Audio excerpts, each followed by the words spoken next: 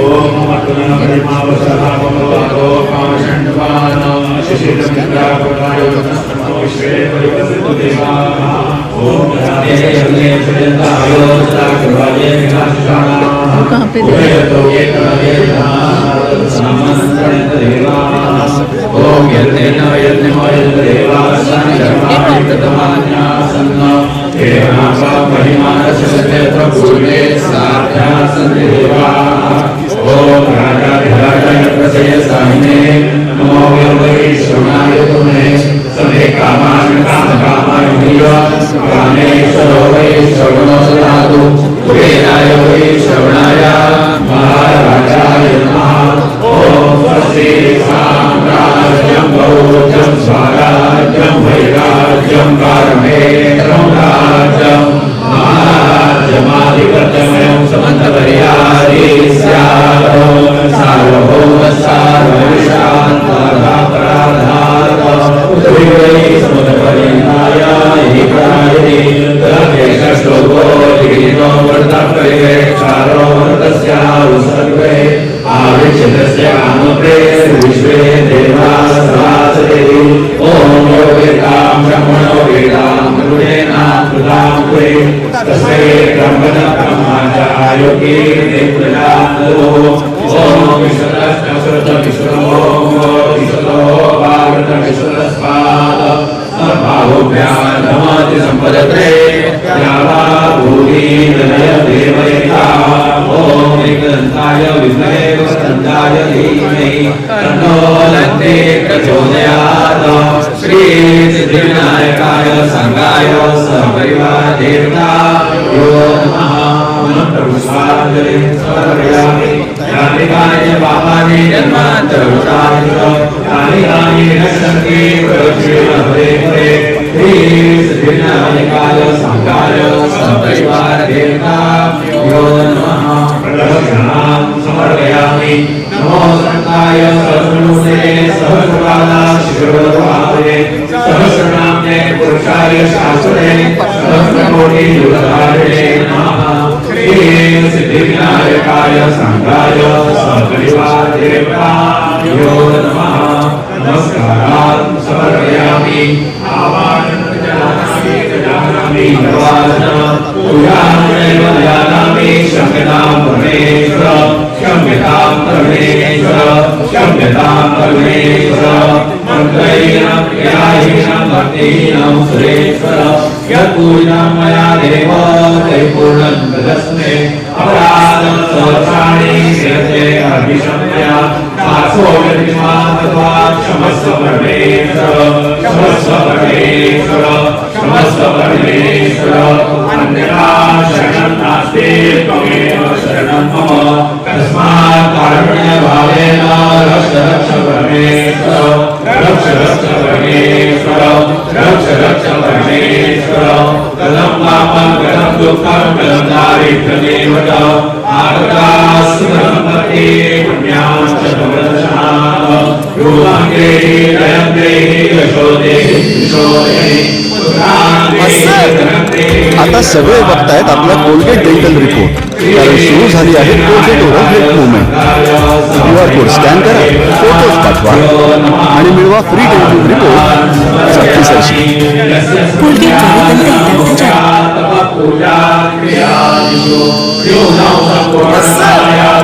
आता सगळे बघतायत आपला कोलगेट डेंटल रिपोर्ट, कारण सुरू झाली आहे Colgate oral health movement. QR code scan करा, फोटोज पाठवा आणि मिळवा फ्री डेंटल रिपोर्ट सक्तीसाठी. कोलगेटद्वारे दंत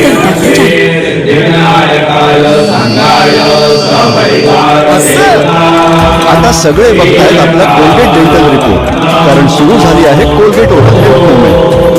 QR कोड स्कॅन करा, फोटोज पाठवा आणि मिळवा फ्री डेंटल रिपोर्ट सक्तीसाठी.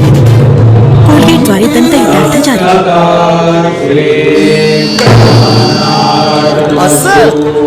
आता सगळे बघतायत आपला कोलगेट डेंटल रिपोर्ट, कारण सुरू झाली आहे Colgate oral health movement. QR code scan करा, फोटोज पाठवा आणि मिळवा फ्री डेंटल रिपोर्ट सक्तीसाठी.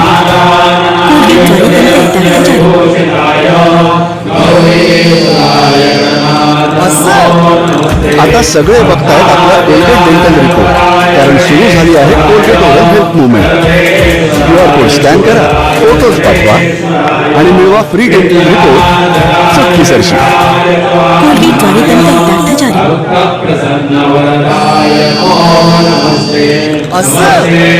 आता सगळे बघतायत आपला कोलगेट डेंटल रिपोर्ट, कारण सुरू झाली आहे Colgate oral health movement. QR code scan करा, फोटोज पाठवा आणि मिळवा फ्री डेंटल रिपोर्ट चुटकीसरशी. कोलगेटद्वारे दंत हितार्थ जारी. आता सगळे बघतायत आपला कोलगेट डेंटल रिपोर्ट, कारण सुरू झाली आहे Colgate oral health movement.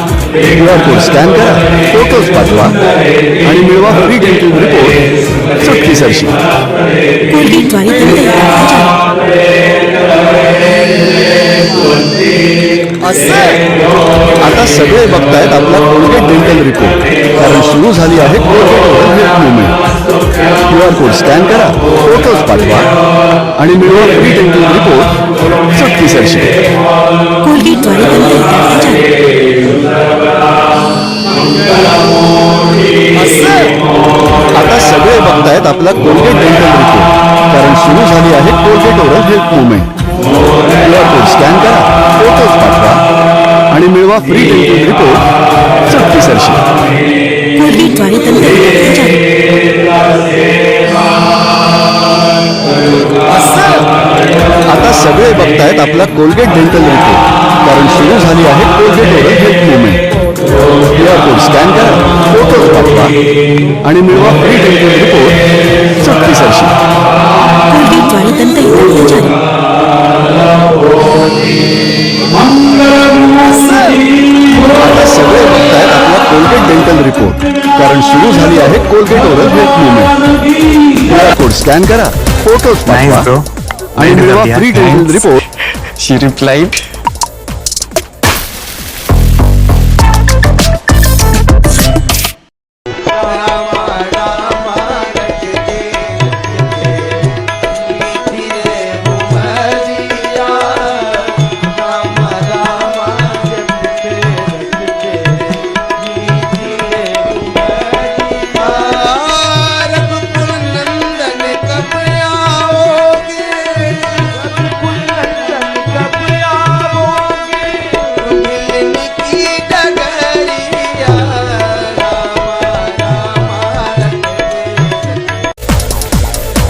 nice bro, well deserved yaar. Thanks. She replied,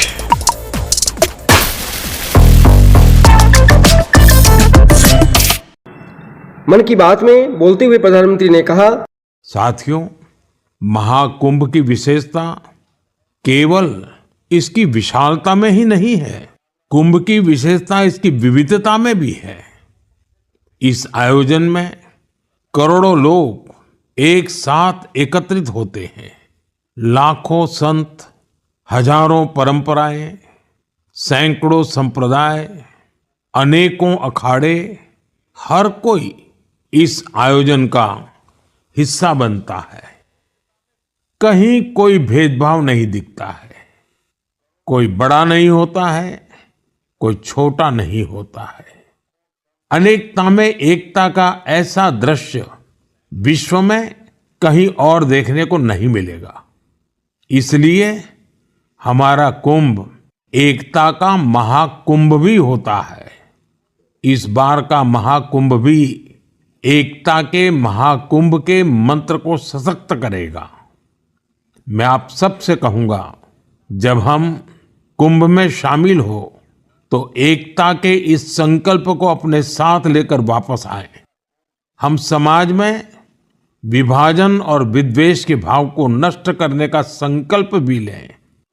अगर कम शब्दों में मुझे कहना है तो मैं कहूंगा, करोड़ों लोग एक साथ एकत्रित होते हैं. लाखों संत, हजारों परंपराएं, सैकड़ों संप्रदाय, अनेकों अखाड़े, हर कोई इस आयोजन का हिस्सा बनता है.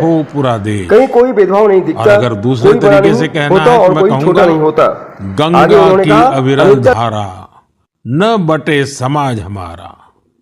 गंगा की अविरल धारा न बटे समाज हमारा.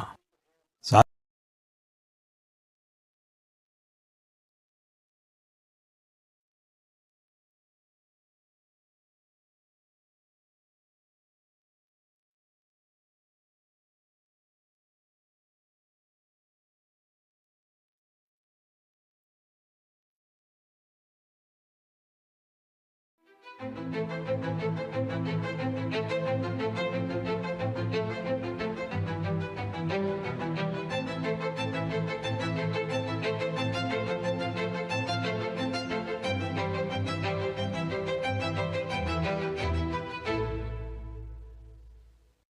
प्यारे देशवासियों, नमस्कार। 2025 बस अब तो आ ही गया है, दरवाजे पर दस्तक दे ही रहा है।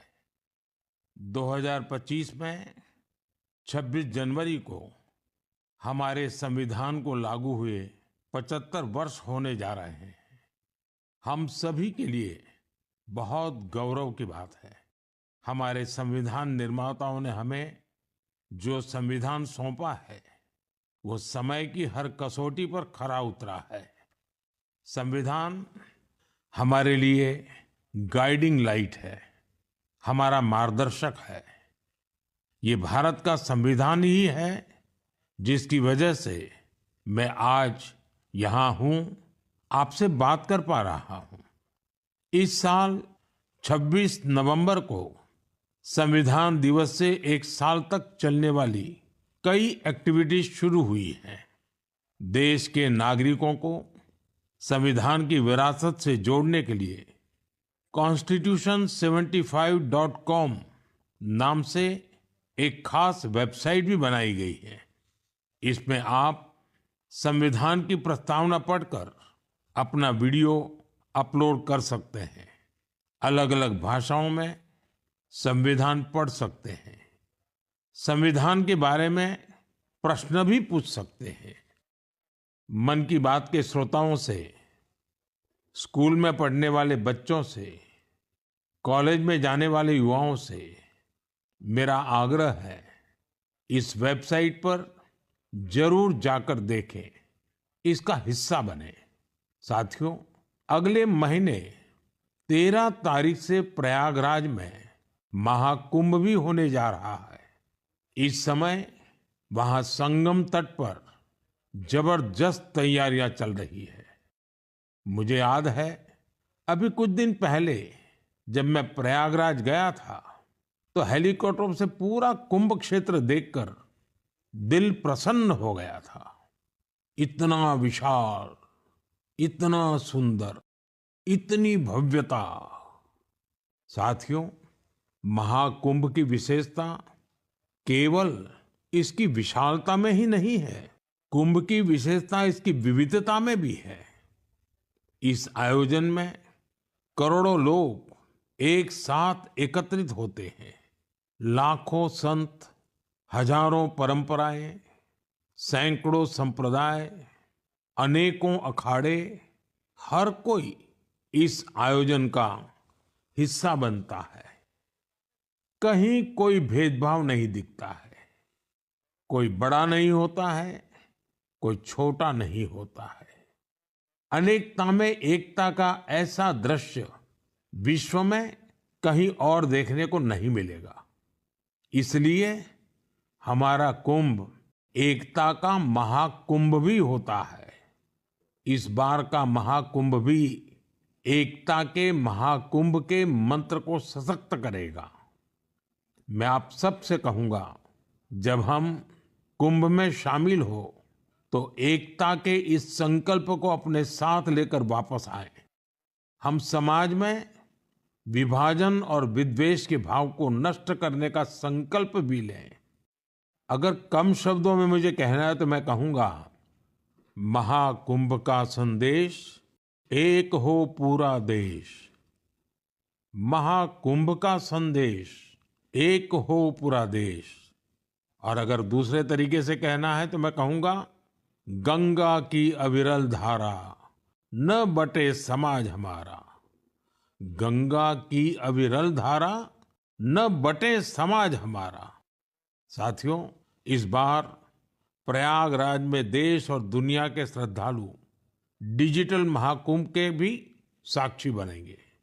डिजिटल नेविगेशन की मदद से आपको अलग अलग घाट, मंदिर, साधुओं के अखाड़ों तक पहुंचने का रास्ता मिलेगा। यही नेविगेशन सिस्टम आपको पार्किंग तक पहुंचने में भी मदद करेगा। पहली बार कुंभ आयोजन में एआई चैटबॉट का प्रयोग होगा। एआई चैटबॉट के माध्यम से 11 भारतीय भाषाओं में कुंभ से जुड़ी हर तरह की जानकारी हासिल की जा सकेगी। इस चैटबॉट से कोई भी टेक्स्ट टाइप करके या बोलकर किसी भी तरह की मदद मांग सकता है। पूरा मेला क्षेत्र को एआई पावर्ड कैमरा से कवर किया जा रहा है। कुंभ में अगर कोई अपने परिचित से बिछड़ जाएगा तो इन कैमरों से उन्हें खोजने में भी मदद मिलेगी। श्रद्धालुओं को digital lost and found centre की सुविधा भी मिलेगी। श्रद्धालुओं को मोबाइल पर गवर्नमेंट अप्रूव्ड टूर पैकेजेस, ठहरने की जगह और होम स्टे के बारे में भी जानकारी दी जाएगी। आप भी महाकुंभ में जाएं तो इन सुविधाओं का लाभ अवश्य उठाएं। और हाँ, #एकता का महाकुंभ के साथ अपनी सेल्फी जरूर अपलोड करिएगा। साथियों, मन की बात यानी MKB में अब बात KTB की। जो बड़े बुजुर्ग हैं उनमें से बहुत से लोगों को KTB के बारे में पता नहीं होगा, लेकिन जरा बच्चों से पूछिए। KTB उनके बीच बहुत ही सुपरहिट है। KTB यानी क्रश, त्रुश और बाल्टी बॉय। आपको शायद पता होगा, बच्चों की पसंदीदा एनिमेशन सीरीज और उसका नाम है KTB भारत है हम। और अब इसका दूसरा सीजन भी आ गया है। ये 3 एनिमेशन कैरेक्टर हमें भारतीय स्वतंत्रता संग्राम के उन नायक नायिकाओं के बारे में बताते हैं जिनकी ज्यादा चर्चा नहीं होती। हाल ही में इसका सीजन 2 बड़े ही खास अंदाज में international film festival of India Goa में लॉन्च हुआ। सबसे शानदार बात यह है कि ये सीरीज न सिर्फ भारत की कई भाषाओं में बल्कि विदेशी भाषाओं में भी प्रसारित होती है। इसे दूरदर्शन के साथ साथ अन्य OTT प्लेटफॉर्म पर भी देखा जा सकता है। साथियों, हमारी एनिमेशन फिल्मों की, रेगुलर फिल्मों की, टीवी सीरियल्स की पॉपुलैरिटी दिखाती है कि भारत की क्रिएटिव इंडस्ट्री में कितनी क्षमता है। यह इंडस्ट्री न सिर्फ देश की प्रगति में बड़ा योगदान दे रही है, बल्कि हमारी इकोनॉमी को भी नई ऊंचाइयों पर ले जा रही है। हमारी फिल्म एंड एंटरटेनमेंट इंडस्ट्री बहुत विशाल है। देश की कितनी ही भाषाओं में फिल्में बनती हैं, क्रिएटिव कंटेंट बनता है। मैं अपनी फिल्म और एंटरटेनमेंट इंडस्ट्री को इसलिए भी बधाई देता हूं क्योंकि उसने एक भारत श्रेष्ठ भारत के भाव को सशक्त किया है।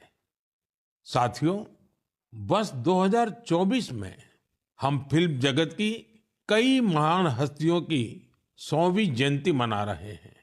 इन विभूतियों ने भारतीय सिनेमा को विश्व स्तर पर पहचान दिलाई। राज कपूर जी ने फिल्मों के माध्यम से दुनिया को भारत के सॉफ्ट पावर से परिचित कराया। रफी साहब की आवाज में वो जादू था जो हर दिल को छू लेता था। उनकी आवाज अद्भुत थी। भक्ति गीत हो या रोमांटिक सॉन्ग्स, दर्द भरे गाने हो, हर इमोशन को उन्होंने अपनी आवाज से जीवंत कर दिया।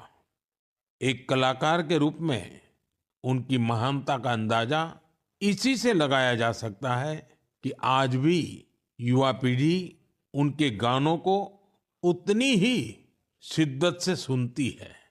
यही तो है टाइमलेस आर्ट की पहचान।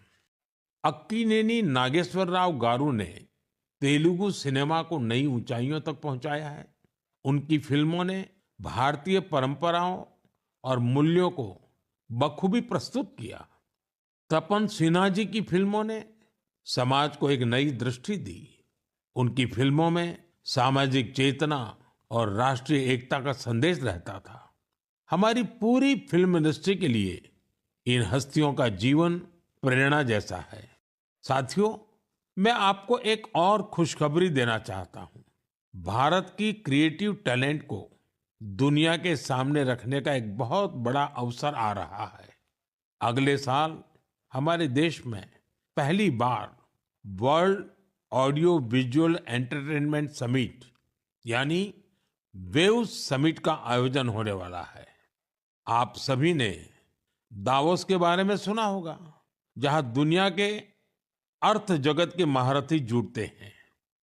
उसी तरह वेव्स समिट में दुनिया भर के मीडिया और एंटरटेनमेंट इंडस्ट्री के दिग्गज क्रिएटिव वर्ल्ड के लोग भारत आएंगे। यह समिट भारत को ग्लोबल कंटेंट क्रिएशन का हब बनाने की दिशा में एक महत्वपूर्ण कदम है। मुझे यह बताते हुए गर्व हो रहा है, इस समिट की तैयारी में हमारे देश के यंग क्रिएटर्स भी पूरे जोश से जुड़ रहे हैं। जब हम $5 ट्रिलियन इकोनॉमी की ओर बढ़ रहे हैं, तब हमारी क्रिएटर इकोनॉमी एक नई एनर्जी ला रही है।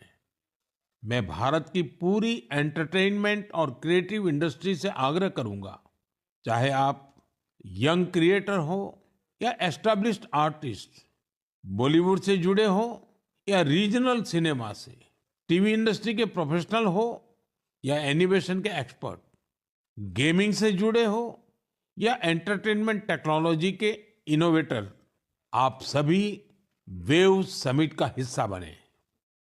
मेरे प्यारे देशवासियों, आप सभी जानते हैं कि भारतीय संस्कृति का प्रकाश आज कैसे दुनिया के कोने कोने में फैल रहा है। आज मैं आपको 3 महाद्वीपों से ऐसे प्रयासों के बारे में बताऊंगा जो हमारी सांस्कृतिक विरासत के वैश्विक विस्तार की गवाह है। ये सभी एक दूसरे से मीलों दूर हैं, लेकिन भारत को जानने और हमारी संस्कृति से सीखने की उनकी ललक एक जैसी है। साथियों, पेंटिंग्स का संसार जितना रंगों से भरा होता है, उतना ही खूबसूरत होता है। आप में से जो लोग टीवी के माध्यम से मन की बात से जुड़े हैं, वे अभी कुछ पेंटिंग्स टीवी पर देख भी सकते हैं। इन पेंटिंग्स में हमारे देवी देवता, नृत्य की कलाएं और महान विभूतियों को देखकर आपको बहुत अच्छा लगेगा। इनमें आपको भारत में पाए जाने वाले जीव जंतुओं से लेकर और भी बहुत कुछ देखने को मिलेगा। इनमें ताजमहल की एक शानदार पेंटिंग भी शामिल है, जिसे 13 साल की एक बच्ची ने बनाया है। आपको ये जानकर हैरानी होगी कि इस दिव्यांग बच्ची ने अपने मुंह से इस पेंटिंग को तैयार किया है। सबसे दिलचस्प बात यह है कि इन पेंटिंग्स को बनाने वाले भारत के नहीं, बल्कि इजिप्ट के स्टूडेंट्स हैं, वहां के विद्यार्थी हैं।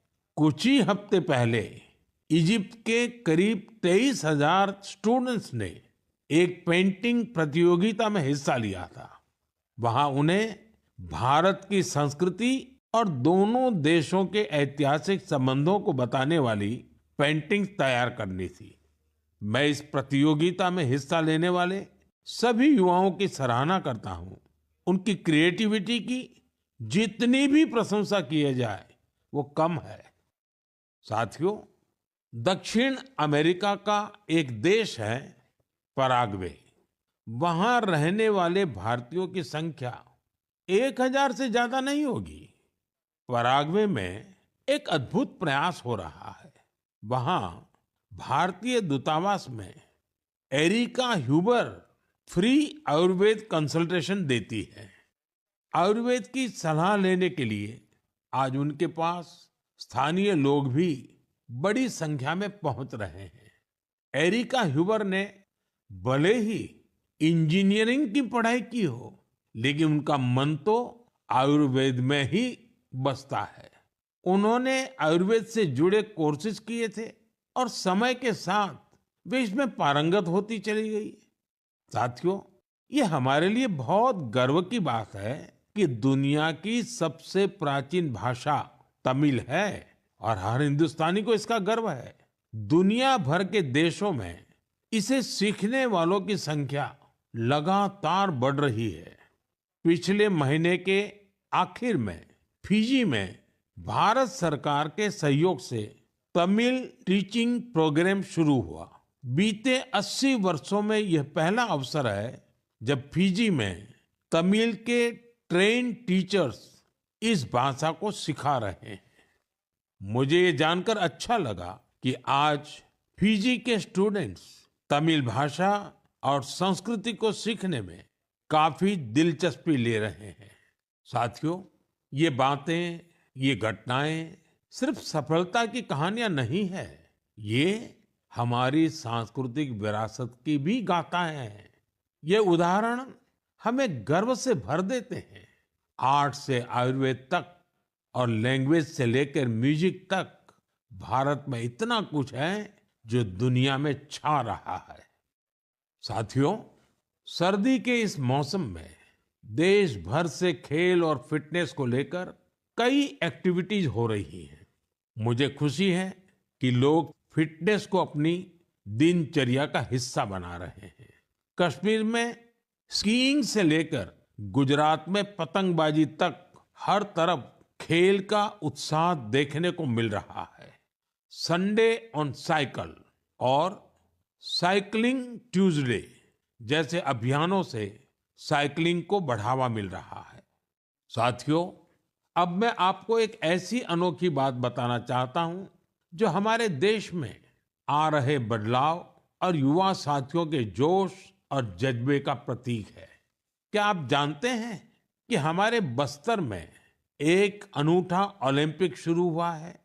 जी हाँ, पहली बार हुए बस्तर ओलंपिक से बस्तर में एक नई क्रांति जन्म ले रही है। मेरे लिए ये बहुत ही खुशी की बात है कि बस्तर ओलंपिक का सपना साकार हुआ है। आपको भी ये जानकर अच्छा लगेगा कि यह उस क्षेत्र में हो रहा है जो कभी माओवादी हिंसा का गवाह रहा है। बस्तर ओलंपिक का शुभंकर है वन भैंसा और पहाड़ी मैना। इसमें बस्तर की समृद्ध संस्कृति की झलक दिखती है। इस बस्तर खेल महाकुंभ का मूल मंत्र है करसायता बस्तर, बरसायता बस्तर, यानी खेलेगा बस्तर, जीतेगा बस्तर। पहली ही बार में बस्तर ओलंपिक में 7 जिलों के 1,65,000 खिलाड़ियों ने भाग लिया है। यह सिर्फ एक आंकड़ा नहीं है, यह हमारे युवाओं के संकल्प की गौरव गाथा है। एथलेटिक्स, तीरंदाजी, badminton, football, hockey, weightlifting, karate, kabaddi, kho kho और वॉलीबॉल, हर खेल में हमारे युवाओं ने अपनी प्रतिभा का परचम लहराया है। कारी कश्यप जी की कहानी मुझे बहुत प्रेरित करती है। एक छोटे से गांव से आने वाली कारी जी ने तीरंदाजी में रजत पदक जीता है। वे कहती है, बस्तर ओलंपिक ने हमें सिर्फ खेल का मैदान ही नहीं, जीवन में आगे बढ़ने का अवसर दिया है। सुकमा की पायल कवासी जी की बात भी कम प्रेरणादायक नहीं है। जेवलिन थ्रो में स्वर्ण पदक जीतने वाली पायल जी कहती हैं, अनुशासन और कड़ी मेहनत से कोई भी लक्ष्य असंभव नहीं है। सुकमा के दोरनापाल के पुनेम सन्ना जी की कहानी तो नए भारत की प्रेरक कथा है। एक समय नक्सली प्रभाव में आए पुनेम जी आज व्हीलचेयर पर दौड़कर मेडल जीत रहे हैं। उनका साहस और हौसला हर किसी के लिए प्रेरणा है। कोंडा गांव के तीरंदाज रंजू सौरी जी को बस्तर यूथ आइकॉन चुना गया है। उनका मानना है बस्तर ओलंपिक दूर दराज के युवाओं को राष्ट्रीय मंच तक पहुंचाने का अवसर दे रहा है। साथियों, बस्तर ओलंपिक केवल एक खेल आयोजन नहीं है, यह एक ऐसा मंच है जहां विकास और खेल का संगम हो रहा है, जहां हमारे युवा अपनी प्रतिभा को निखार रहे हैं और एक नए भारत का निर्माण कर रहे हैं। मैं आप सभी से आग्रह करता हूं, अपने क्षेत्र में ऐसे खेल आयोजनों को प्रोत्साहित करें। हैशटैग खेलेगा भारत जीतेगा भारत के साथ अपने क्षेत्र की खेल प्रतिभाओं की कहानियां साझा करें। स्थानीय खेल प्रतिभाओं को आगे बढ़ने का अवसर दें। याद रखिए, खेल से न केवल शारीरिक विकास होता है, बल्कि ये स्पोर्ट्समैन स्पिरिट से समाज को जोड़ने का भी एक सशक्त माध्यम है। तो खूब खेलिए, खूब खेलिए। मेरे प्यारे देशवासियों, भारत की 2 बड़ी उपलब्धियां आज विश्व का ध्यान आकर्षित कर रही हैं। इन्हें सुनकर आपको भी गर्व महसूस होगा। ये दोनों सफलताएं स्वास्थ्य के क्षेत्र में मिली हैं। पहली उपलब्धि मिली है मलेरिया से लड़ाई में। मलेरिया की बीमारी 4000 वर्षों से मानवता के लिए एक बड़ी चुनौती रही है। आजादी के समय भी यह हमारी सबसे बड़ी स्वास्थ्य चुनौतियों में से एक थी। 1 महीने से लेकर 5 साल तक के बच्चों की जान लेने वाली सभी संक्रामक बीमारियों में मलेरिया का तीसरा स्थान है। आज मैं संतोष से कह सकता हूं कि देशवासियों ने मिलकर इस चुनौती का दृढ़ता से मुकाबला किया है। विश्व स्वास्थ्य संगठन WHO की रिपोर्ट कहती है, भारत में 2015 से 2023 के बीच मलेरिया के मामलों और इससे होने वाली मौतों में 80% की कमी आई है। यह कोई छोटी उपलब्धि नहीं है। सबसे सुखद बात यह है, यह सफलता जन जन की भागीदारी से मिली है। भारत के कोने कोने से, हर जिले से हर कोई इस अभियान का हिस्सा बना है। असम में जोरहाट के चाय बागानों में मलेरिया 4 साल पहले तक लोगों की चिंता की एक बड़ी वजह बना हुआ था, लेकिन जब इसके उन्मूलन के लिए चाय बागान में रहने वाले एकजुट हुए तो इसमें काफी हद तक सफलता मिलने लगी। अपने इस प्रयास में उन्होंने टेक्नोलॉजी के साथ साथ सोशल मीडिया का भी भरपूर इस्तेमाल किया है। इसी तरह हरियाणा के कुरुक्षेत्र जिले ने मलेरिया पर नियंत्रण के लिए बड़ा अच्छा मॉडल पेश किया। यहाँ मलेरिया की मॉनिटरिंग के लिए जन भागीदारी काफी सफल रही है। नुक्कड़ नाटक और रेडियो के जरिए ऐसे संदेशों पर जोर दिया गया जिससे मच्छरों की ब्रीडिंग कम कर